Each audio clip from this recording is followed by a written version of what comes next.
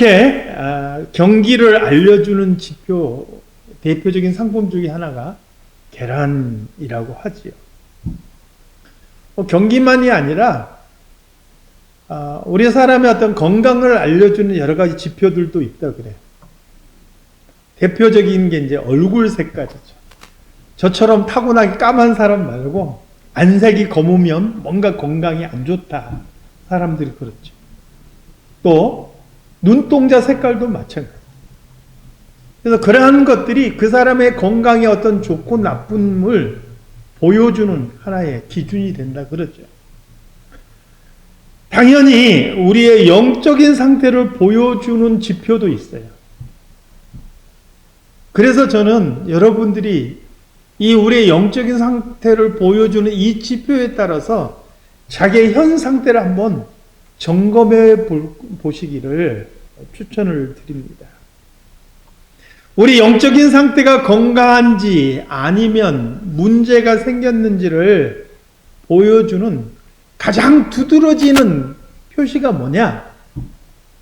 내가 현재 내 삶에 대해서 또 내 모습과 나를 둘러싸고 있는 환경에 대해서 감사하고 있느냐?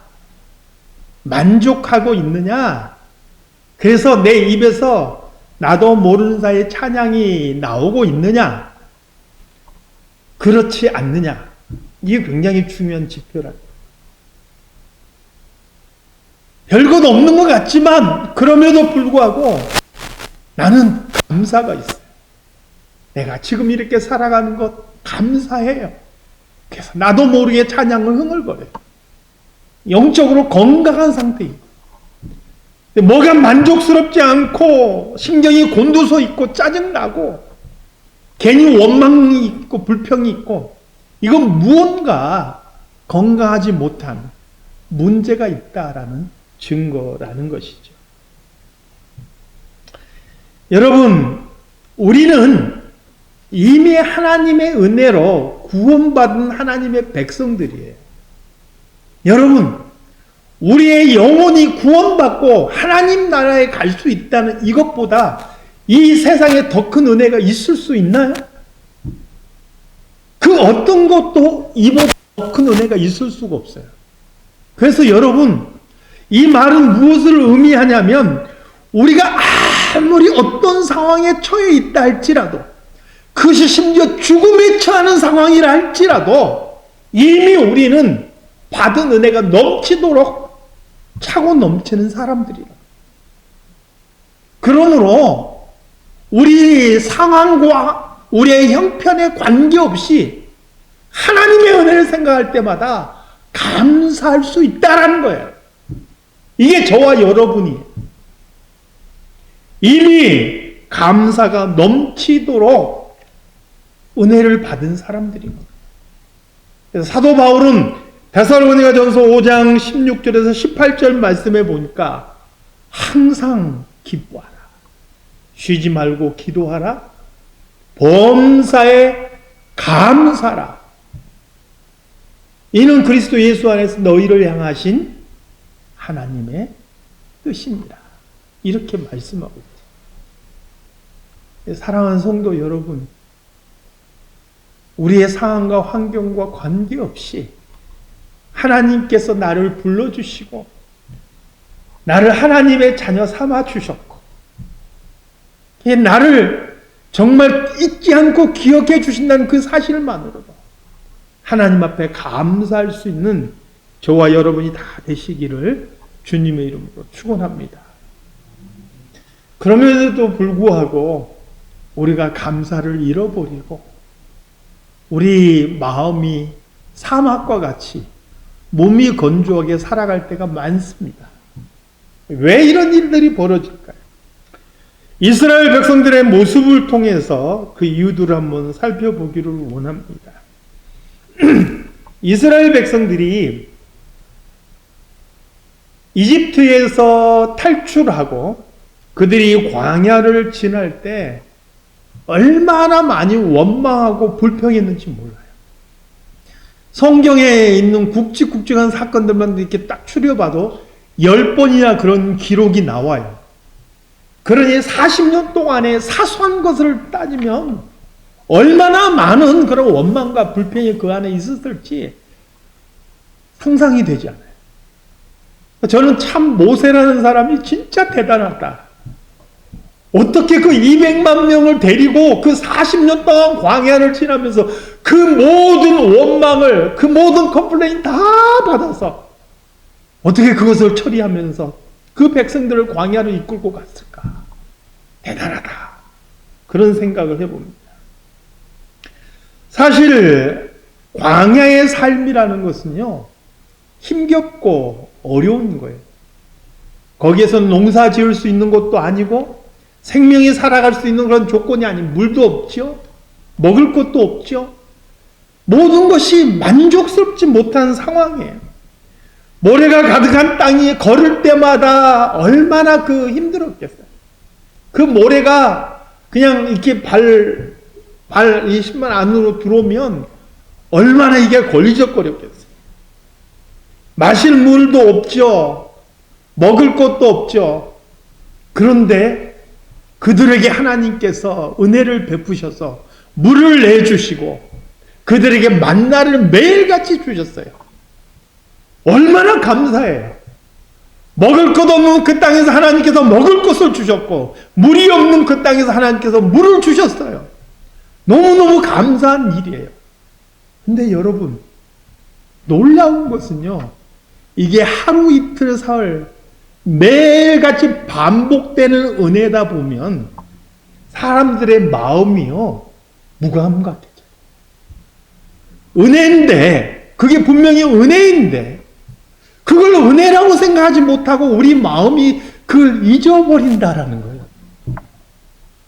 어느 틈엔가 그것을 당연하게 여겼다.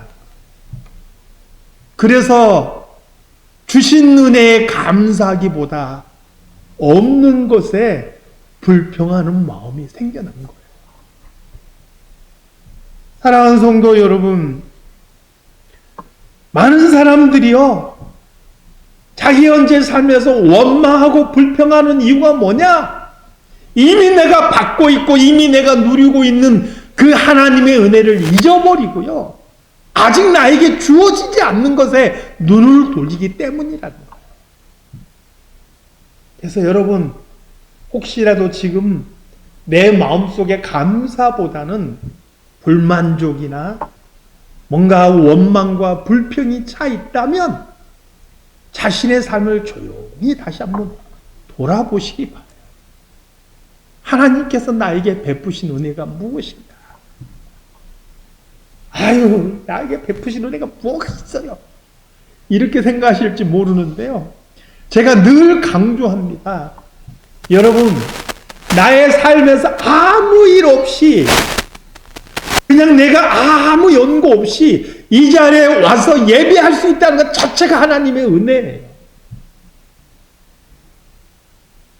요즘 들어서 종종 저희 집사람이 저한테 계속 하는 얘기가 있어요. 어떤 사람이 어떻게 해서 죽었다 이런 소식을 들을 때마다 왜 그랬을까?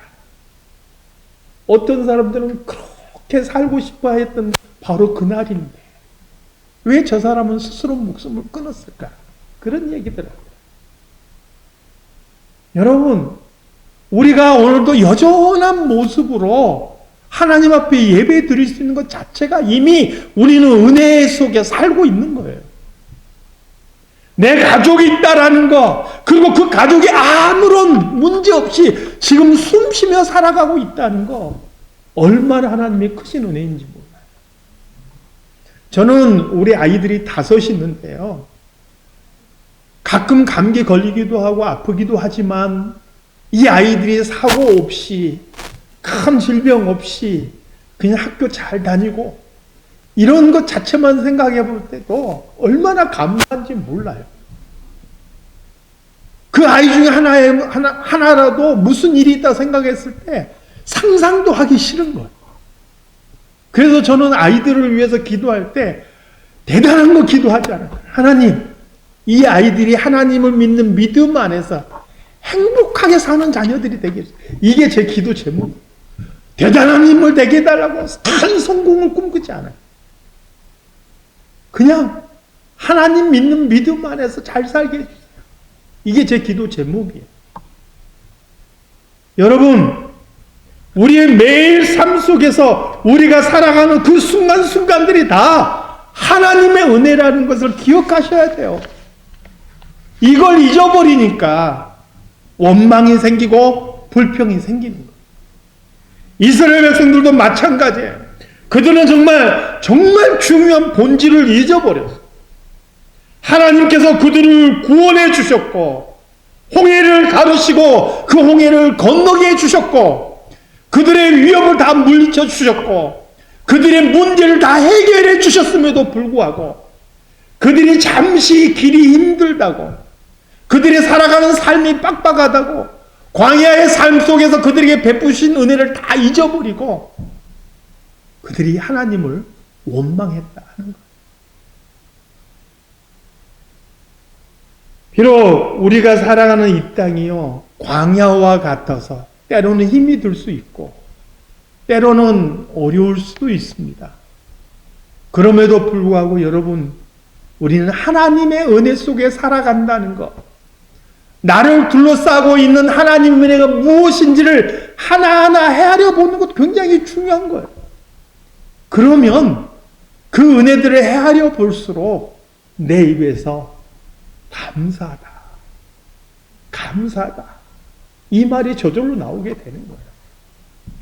저는 지난주에 이제 우리 최승훈 집사님 고등학교 때 여기 와가지고 여기 생활하면서도 얼마나 멋있게 이렇게 컸는지 그 이야기를 하면서 참 대단하다, 그 이야기를 한 적이 있어요. 근데 사실은 지승훈 집사님 뿐만 아니라 저도 가만히 돌아보니까 저는 고등학교 때가 아니라 국민학교 6학년 때 집을 떠나서 생활했어요. 그때부터 전학을 가서. 그 국민학교 6학년 때부터 타지에서 학교를 다니면서 지금까지 커왔는데, 수많은 환경 속에서 하나님께서 나를 곁길로 가지 않게 하시고 여기까지 인도하셨구나라는 생각을 새삼스럽게 해봐요.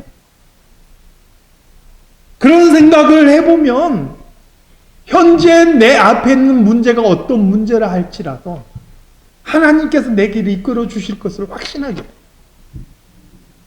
여러분, 나를 둘러싸는 환경이나 내 과거의 삶 속에서 하나님께서 이끌어 주셨던 그 은혜들을 하나하나 헤아려 보시고 감사하는 성도들이 다 되시기를 주님의 이름으로 축원합니다. 두 번째로 이스라엘 백성들의 광야 생활을 벗어난 가나안 땅의 모습을 한번 보겠습니다. 가나안 땅에 이스라엘 백성들이 정착하고 살게 됐어요. 정착하고 거기서 농사를 짓고 이렇게 하다 보니까 재산도 모이게 되고 또 먹을 것도 쌓이게 됐어요. 그들이 강성해서 주변 민족들을 정복하고, 그래서 더 좋은 땅을 차지하고, 그들이 심지 않았던 그런 과수원을 얻게 되고, 그래서 점점 더 풍성하게 됐어요. 그러다 보니까 이스라엘 백성들이 어느 틈엔가 그 땅에 있는 백성들의 문화와 그 땅의 풍습을 흉내내게 됐어요. 그리고 급기야 그들의 신까지 섬기게 되는 모습을 보게 되는 거예요.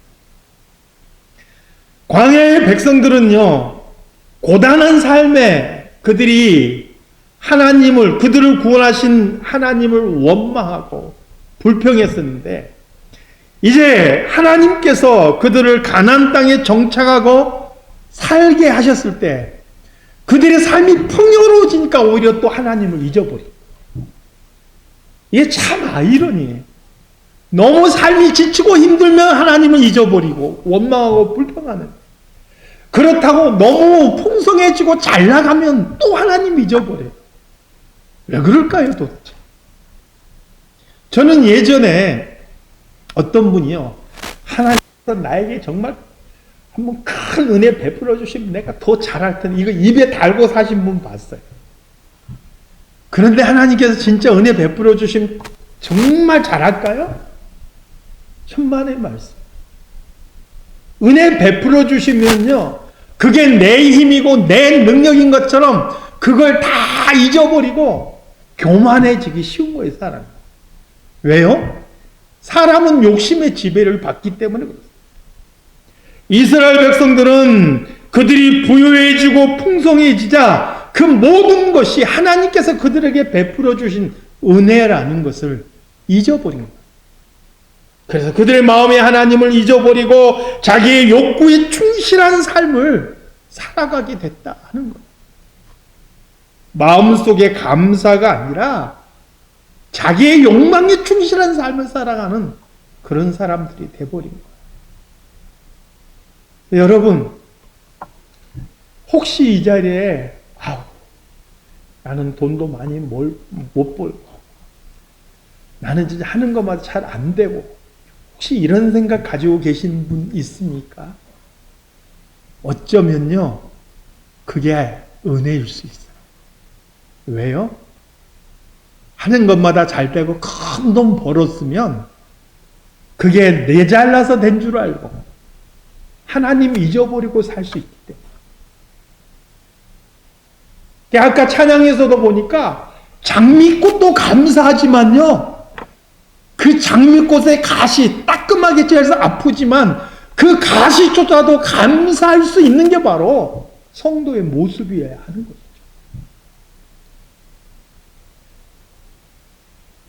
우리가 이 감사를 잊어버리는 이유는 뭐냐?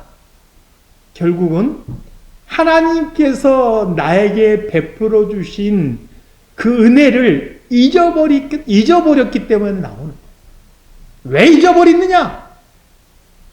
이스라엘 백성들의 모습을 보면 삶의 환경이 너무 힘들고 어려워서 잊어버리기도 하지만 너무 풍성하고 부유해서 그것이 마치 나의 것인 것처럼 착각해서 잊어버리기도 한다는 거예요. 그래서 성경은 우리에게 누누이 반복해서 말씀하고 있어요. 뭐라고 말씀합니까? 기억하라. 신명기 6장 12절 말씀해 보니까 너는 조심하여 너를 애굽 땅 종되었던 집에서 인도하여 내신 여호와를 잊지 마라.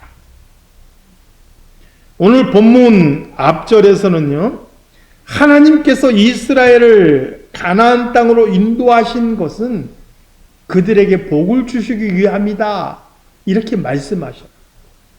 하나님께서 여러분을 택하시고 하나님 자녀 삼으신 이유는 뭐냐? 복 주시기 위함이라. 그런데 그렇게 복을 받으면 그들 마음속에 이런 생각이 들 것을 경고하셔요. 내 능력과 내 손의 힘으로 내가 이 재물을 얻었다. 이런 마음이 들 것을 경고하셨어요. 야, 내가 이만하면 됐지. 이런 생각이 들 것을 경고하신다. 내가 이만하면 아니라는 거예요. 내가 잘했어가 아니라 하나님께서 나에게 주신 은혜라는 거예요. 그래서 오늘 본문 18절에 뭐라고 말씀합니까? 본문 18절 말씀 한번 같이 읽어보겠습니다. 본문 18절 말씀, 자, 시작. 내 하나님 여호와를 기억하라. 그가 내게 재물 얻을 능력을 주셨습니다. 아멘. 여기까지. 하나님을 기억하라는 거예요. 내가 아니고 하나님께서 나에게 재물 얻을 능력을 주셨기 때문이라. 우리가 다음 주에는 성찬식을 하게 될 겁니다. 성찬식을 왜 합니까? 또 왜 해야 됩니까? 마태복음 26장이나 마가복음 14장이나 누가복음 22장에 보니까 주님께서 제자들과 함께 최후의 만찬을 나누셔요. 떡을 가지고 축사하시고 또 잔을 가지고 축사하시고 제자들에게 나누어 줍니다. 받으라. 이것은 내 몸이다. 아들아, 이것은 너희를 위하여 흘리는 내 피다. 이렇게 말씀하셔요. 그리고 너희가 이것을 행하여 나를 기념하라. 그래서 기념하라 라고 되어 있는데 기억하라는 거죠. 우리가 떡을 떼며 그 잔을 마실 때마다 주님께서 어떻게 나를 위하여서 찢기시고 피를 흘리셨는지를 잊지 말고 기억하라. Remember to me. 성찬보에 써 있잖아요. 기억하라고 써 있잖아요. 그것을 잊어버리니까 환경에 따라서 휘청휘청 거리는 거예요. 조금 힘들면 원망하고 조금 잘 되면 교만하고 감사를 잃어버리는 거예요. 바울 사도는 고린도전서 11장 26절 말씀에서 너희가 이 떡을 먹으며 이 잔을 마실 때마다 주의 죽으심을 그가 오실 때까지 전하는 것이니라. 이렇게 말씀하고 있죠.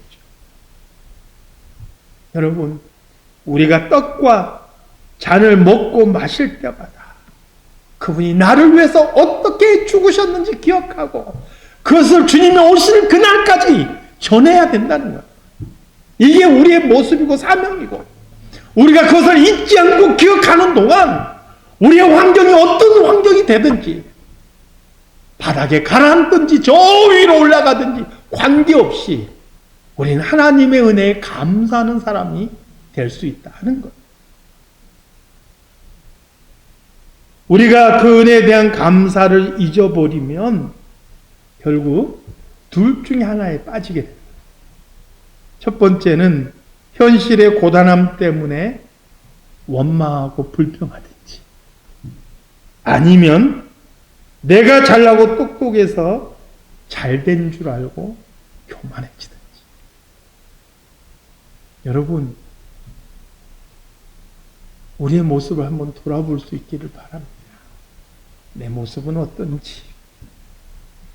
혹시 감사하지 못하고 원망과 불평이 들어가 있나요? 아니면 나는 이만큼 할 만큼 했지 뭐. 나 정도 해보라. 스스로 그렇게 생각하고 있는지. 내 영적인 상태를 진단해 보시기 바랍니다. 그래서 주께서 베푸신 은혜를 잊지 말고 기억하고 감사하며 주님을 찬양하는 성도로 그렇게 살아갈 수 있기를 주님의 이름으로 축원합니다. 하나님 아버지, 우리가 숨 쉬는 그 순간순간마다 우리가 걸음을 내딛는 그 걸음걸음마다 하나님의 은혜가 아니면 우리가 살아갈 수 없음을 고백합니다. 그런데도 우리가 그 하나님의 은혜를 잊어버리고 감사하지 못하고 원망하거나 불평하거나 때로는 교만에 빠지기 쉽습니다. 하나님 우리를 깨우쳐 주시고 날마다 우리가 하나님의 은혜를 기억하며 감사하는 성도로 살아갈 수 있도록 도와주시옵소서. 하나님 아버지, 이 감사절 뿐만이 아니라 우리의 365일이 감사로 살아갈 수 있는 성도들이 다 되게 하여 주시옵소서. 거룩하신 예수 그리스도 이름으로 기도드리옵나이다. 아멘.